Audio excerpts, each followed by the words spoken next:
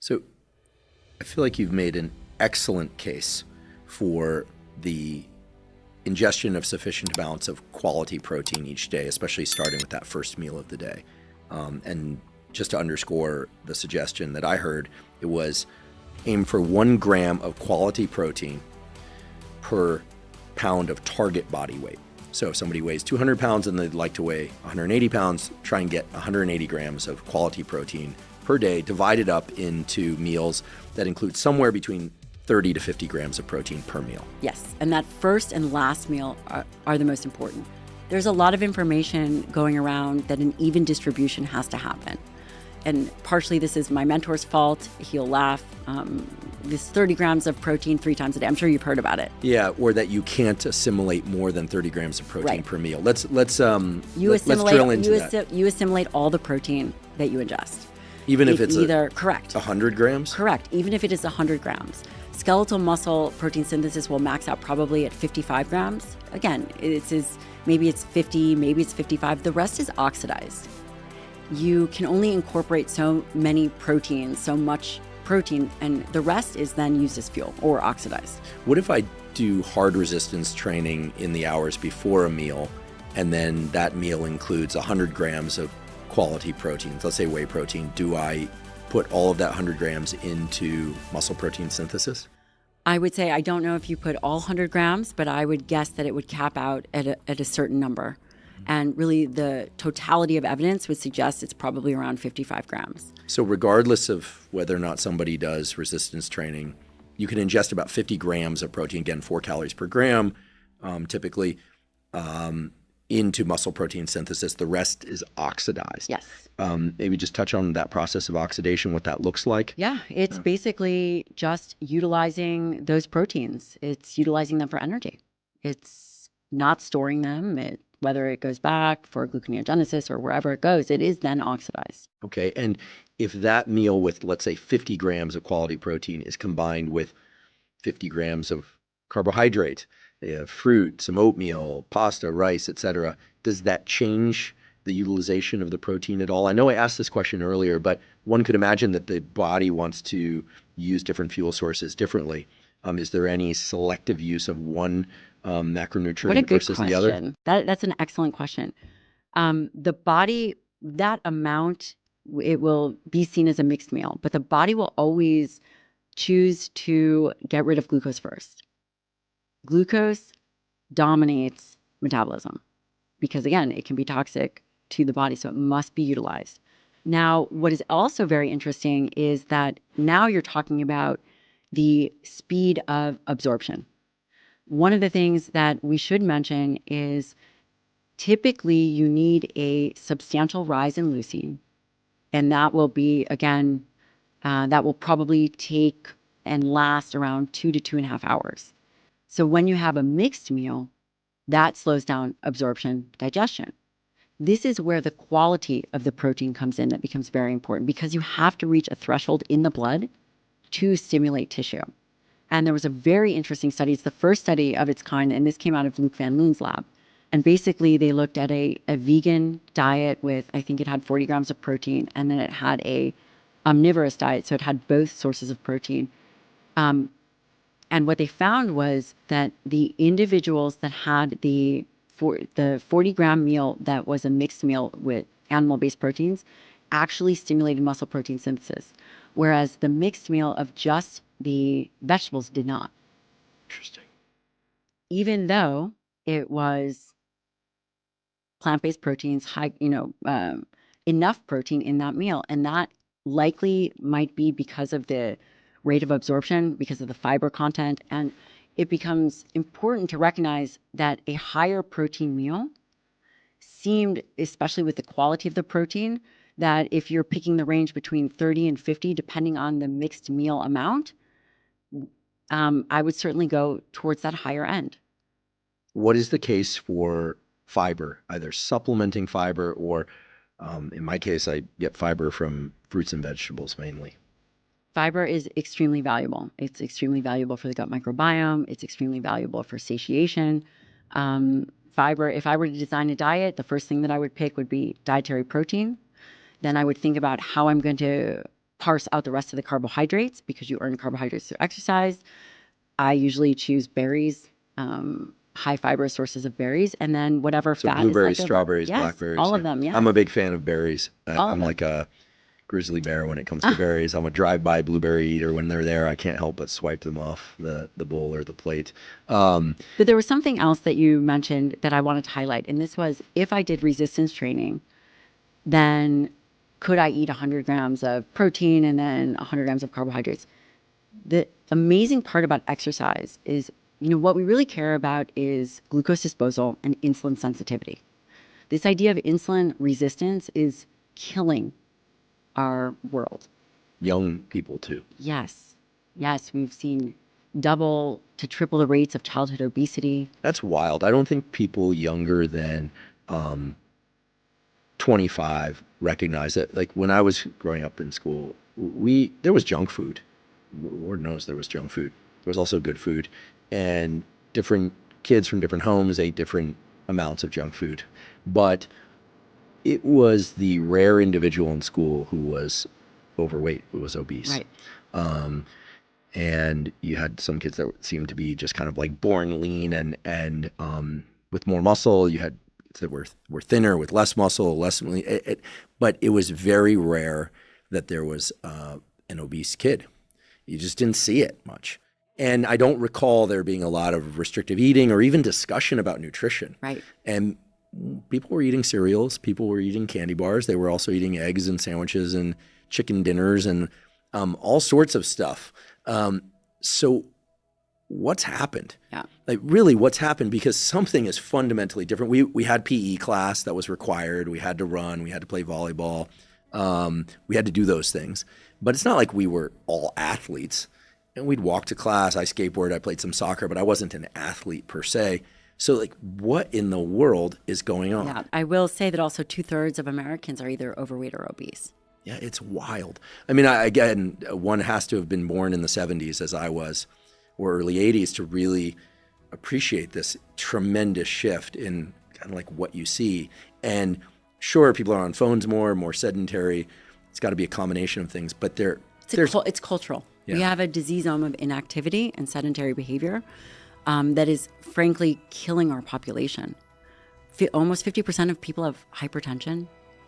We have 40 million people on statins. I'm sure that number has changed. And skeletal muscle is medicine. Skeletal muscle, again, helps with triglycerides, helps with insulin, glucose disposal. So where this came from, you just mentioned, if I exercise, then can I eat whatever you're eating? Yes. But we're not talking about being irresponsible, but skeletal muscle now has sensitized. Within, there's a 24-hour period, 72-hour period where that muscle is still sensitized. meaning it consumes more nutrients. It consumes more nutrients, but also when you think about insulin resistance, insulin moves glucose out of the bloodstream into cells. And through the muscle, there's the insulin dependent pathway through obviously insulin, and that's whatever PI3K if anyone cares. And then there is insulin independent, which is through exercise. And how glucose moves from the bloodstream into the cells is through GLUT4 receptors. When you exercise, you increase the density of GLUT4 receptors to the surface just by doing activity. It doesn't require insulin. You are able to then move glucose out of the bloodstream into cells. And again, insulin resistance is at the heart of so many of the problems that we're seeing. Do you think that most people, including the, I'll just say it, the public health officials in charge, understand that, the points that you just made? I mean, clearly one doesn't have to even have a degree in medicine or science of any sort to look around and say, okay, there are a lot of people suffering from obesity. And we are hearing more and more about the negative effects on brain, on other aspects of mental health and physical health, and the interrelatedness of mental health and obesity. I mean, Dr. Chris Palmer from Harvard Medical School, yes. Yeah, wonderful person, former guest on this podcast, very popular episode. I mean, it's really been championing this issue as have a few folks at Stanford and elsewhere, this new field of so-called metabolic psychiatry, the link between brain health, mental health, and metabolic health. But putting all that aside, do you think that most public health officials understand that muscle contraction increases GLUT4 expression at the level of muscle, which then grabs more nutrients from the bloodstream, which then lends itself to all sorts of positive health benefits and diverts from these negative health benefits? I mean, why isn't that on every billboard? Why? I mean, it's such a simple concept in principle. Yeah. Why aren't we hearing this? I mean, do they even require PE in school anymore? No, I am not sure, but this is a problem. I don't know, but I would say if 2/3 of our population is either overweight or obese, the health officials may fall into that category, or at least 2/3 of them potentially. Yeah, and I'm not blaming them. I'm Of just course. wondering. I mean, I don't think, I don't think we hear this message enough, that muscle contraction is medicine. We've heard that from Dr. Casey Means. We're hearing about it from you, that muscle and muscle health in particular. And again, I'm so grateful that we're talking about muscle health and muscle quality and muscle as a tissue that utilizes nutrients and can divert things towards health and away from disease, as opposed to just muscle size, because I think most people hear muscle and they think eat for muscle and they just think muscle size. And frankly, most people don't want increased muscle size. But if you train for hypertrophy, which is muscle size, very difficult to get, especially as you age, by the way, it becomes much more difficult. But you will also get strength and power. If an individual struggles, if they fall, they break a hip, they have to be able to get up off the floor. You have to be able to travel on an airplane and put your stuff overhead or pick up your toddler. Mine weighs 40 pounds. Or go downstairs. What Dr. Peter Attia has really been emphasizing, that a lot of life-ending injuries occur by virtue of people failing to do the eccentric movements that are essentially look like going down, stepping down off. Yeah. I've had to have this discussion with both my parents. It was a little bit uncomfortable, frankly, because no one wants to be told, hey, listen, here are the things that can potentially kill you. It's don't worry so much about going upstairs. Make sure you hold the railing. Both of my parents being able-bodied, I'm grateful again for that. But be careful as you walk downstairs. I mean, one fracture at age 79, 80, the age of my parents, I think I'm going to get these numbers a bit wrong, I'm sure, but I think Peter mentions that leads to death in a large percentage of people that break that hip or break that leg or break that wrist even. Yes, and the other thing that... Not because of the break itself, but because of the inactivity that results. And that's absolutely right. The skeletal muscle inactivity causes a derangement of metabolism. The derangement of metabolism will then go on to get fatty acid infiltration, fatty acids that infiltrate into skeletal muscle. Once that happens, you now have a decreased flux. You're not moving muscle glycogen. You're not getting rid of these ceramides or these diacylglycerols that build up that potentially lead to and compound insulin resistance, skeletal muscle insulin resistance. You then generate a low-grade inflammation that is constantly going on. If 40% of your body weight is skeletal muscle, and you are not maintaining the health of skeletal muscle, you are walking around with an inflammatory bag on you. This decline in aging, people think that we go through a linear decline in aging. We don't. We go through a series of catabolic crises. And a catabolic crisis would be something like someone falls, breaks a hip, and never regains full functioning. Or someone gets pneumonia, is on bed rest for 5 days or a period of time. This compounds upon itself. These catabolic crises compound upon themselves, and individuals never return to full function. The thing that becomes interesting and very important is that when you maintain the health of skeletal muscle, low muscle mass would be an early indication of osteoporosis. Bone attaches to muscle pulls bone, creates a load, a stimulation that is required for building. I mean, imagine the astronauts or an individual who, again, is on bed rest. When you are training and you are putting force and load on your body, then you're able to maintain the entirety of the architecture of the body. And this all makes useful sense. But it is underappreciated as an organ system. And the other thing about skeletal muscle and depression and mood is that skeletal muscle and inflammation, as you contract it, the duration and intensity of contraction releases myokines. So myokines, have you heard of myokines? I have, but please educate Yes. us. So myokines are peptide hormones. Again, skeletal muscle is an endocrine organ that travel throughout the body. The most famous one is interleukin 6. You have interleukin 15, interleukin 6. These affect lipolysis. They affect the utilization of glucose. There's this idea of training in a low glycogen state that might increase more robust amounts of these interleukins. Is that right? These myokines, which Great, is because I love training fasted which in the morning. is interesting. And we always think about exercise as this way to improve metabolism. It doesn't so much do that at rest, but what it does is when you exercise, you improve, again, glucose utilization, but also you release these myokines. It's not just the physical activity, but it's also the subsequent effects and the subsequent molecules that skeletal muscle releases. I just want to say, realizing I'm interrupting you, amen to that. So often people look at how many calories were burned in a given bout of resistance training. And while that is perhaps interesting, the wavefront of other endocrine and molecular factors that set in motion by proper resistance training, to me, is the most interesting and important aspect.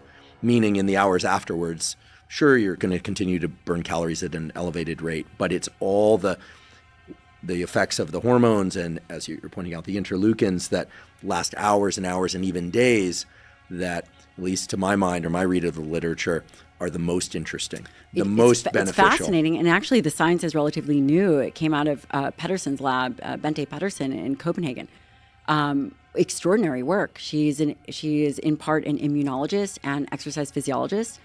When you train and you release these myokines, which are based on the intensity and duration of your activity, release something called capsaicin B and irisin. These myokines then stimulate BDNF release in the brain. Brain-derived neurotrophic factor. Exactly, which is a component of neurogenesis. When we think about the plethora of activity of what skeletal muscle does, it is no surprise that, number one, it's free to move. Can I just mention something about BDNF, if I may? I spent much of my earlier career working on neuroplasticity, brain development, and BDNF, brain-derived neurotrophic factor, gets mentioned from time to time. And as you mentioned, it's involved in different neurogenesis pathways. But I think one of its most interesting effects is its role in consolidating existing connections, what we call synaptic connections in the brain. And I'm so glad you mentioned this, because what you're effectively saying is that doing resistance training properly sets in motion a molecular cascade that feeds back to a molecular cascade within the brain that reinforces the neural circuits that exist. And one of the hallmarks of aging is essentially a degradation of neural circuitry, right? Sometimes in extreme cases like Alzheimer's or other forms of dementia, Parkinson's, et cetera. Mm-hmm. But we know that the volume of gray matter of neurons within the brain declines with age. We know that the neural circuitry suffers, the speed of neuronal transmission suffers. And it's long been observed, but only now objectively substantiated, that exercise can not just maintain, but even improve brain function over time. And so thank you for allowing me to kind of expand on what you just said. I just think that if ever there was a potent medicine for improving brain health, it's exercise, and in particular, resistance exercise. I think that the case for cardiovascular exercise is probably that it maintains the components of blood flow that are also critical for the brain. Yes, and certainly no one is arguing the importance of cardiovascular activity and VO2 max. We can appreciate that. On the flip side of that, skeletal muscle has not had its moment yet, and in particular, resistance training. You're not going to be able to be effective at maintaining a VO2 max if you do not have healthy skeletal muscle. You are not going to be able to be effective at nearly doing anything or surviving any kind of illness. The higher the amount of skeletal muscle mass you have, the healthy skeletal muscle mass, the greater your survivability against nearly any kind of disease. Remarkable. For example, cancer cachexia, which is the wasting that comes with cancer, kills 20% of individuals. Survivability comes from the health of skeletal muscle. Also, on that same note, contracting skeletal muscle releasing myokines interfaces with cells of the immune system. We've all heard of macrophages and the cytokine storm, interleukin 15, TNF alpha as being pro-inflammatory. When the myokines, which are also interleukin 6 and interleukin 15, are released from skeletal muscle, they interplay and they somewhat dampen the inflammatory effect and have a different effect on the entirety of the system when these, quote, cytokines come from skeletal muscle.